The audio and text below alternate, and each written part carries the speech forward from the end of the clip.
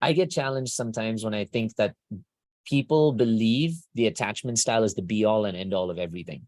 Your attachment style is just a survival response. It's just a mechanism that you learned in your childhood in order to survive. Now, I'm not going to dive deep into telling you what exactly and why it is, because then I'll have to take you through your core wounds of abandonment, rejection, validation, etc. And that's much deeper than what we do in this program. That's something we do in the Gauntlet. But at the same time, when you recognize what you can do to alter how you show up, you start to change what starts to show up for you in return. So when we talk about our relationships, when we talk about our connections, the attachment styles affect us everywhere. Trust me. They affect you in your relationship with yourself. They affect you in your relationship with your partners, with your kids, with your parents. They affect you, believe it or not. Unfortunately, you're anxious. Sorry, not just anxious. Your attachment style can also be one of the causes of like huge health problems. Because when you react in any situation where you feel like someone's going to leave you, something's not going to work out your way, and you're triggered and you're challenged, your body sends two very powerful stress hormones like running through it, cortisol and adrenaline. These things slowly are eating away at your body. They're like decreasing your capability to be able to even function well. They're decreasing your digestive capability. They're increasing the amount of fat that's stored on you. It's like a whole complicated gamut. They're even wearing away at your organs, and ultimately research is starting to show more and more how these stress chemicals are starting to create cancers. So if we can learn to cope better with our own traumas and with our attachments, then we can start to show up completely different in our own lives and our own lifestyles. So first, let's understand what the three attachment styles are. I think a lot of you missed the previous session. I'm not going to be able to summarize everything that I did in that session, but to just simply say that an attachment style or an attachment is a way, as I mentioned to you, of coping with a painful trauma or a painful fear, correct? Now, for some of us, this fear is, you know, a sense of, I'm going to be alone. I'm going to be invalidated. I'm not going to have love. Someone's going to leave me.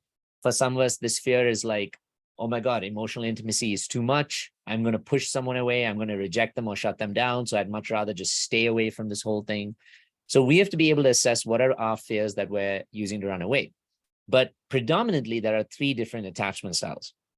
And the anxious is the one where, as the term itself states, we are more anxious when it comes to relationships or connections, or, you know, into feeling a sense of, you know, any social connection with somebody where we are afraid, we are anxious, inevitably, that they're going to leave us, they're going to abandon us, they're going to reject us, they're going to hurt us, they're not going to love us, they're not going to validate us.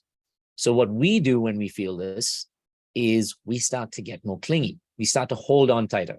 We start, because you fear, for example, let's say that bird that's in your hand, right? And you're afraid that it's going to fly, so you hold it on tighter and tighter. That's what we're doing. We're overcompensating in being able to keep what we fear we're going to lose. The avoidant, on the other hand, as I told you, is someone who fears the intimacy, they fear the love, because again, deep down inside, intimacy and love are something they got shamed and judged about when they were kids. So now they run and they avoid it. And they try and stay away from these emotional situations because, believe it or not, and here's something that people don't understand about avoidance, they fear rejection and abandonment almost as much as you do. They just cope in a very different way.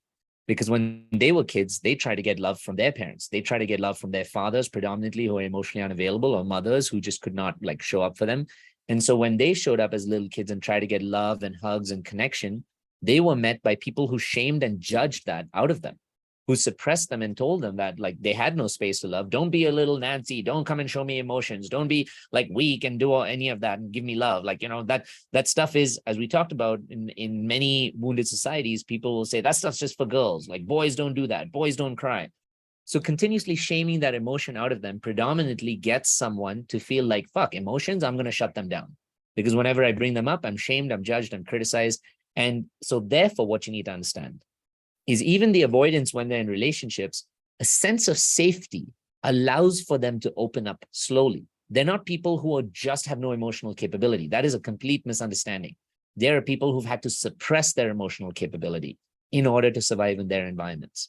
So for those of you who are avoidance or in relationships with avoidance or who are anxious, this may help you understand that it's all about creating a sense of safety. It's all about being able to ground myself, create safety so that I can act from a more authentic place rather than from a more survival space.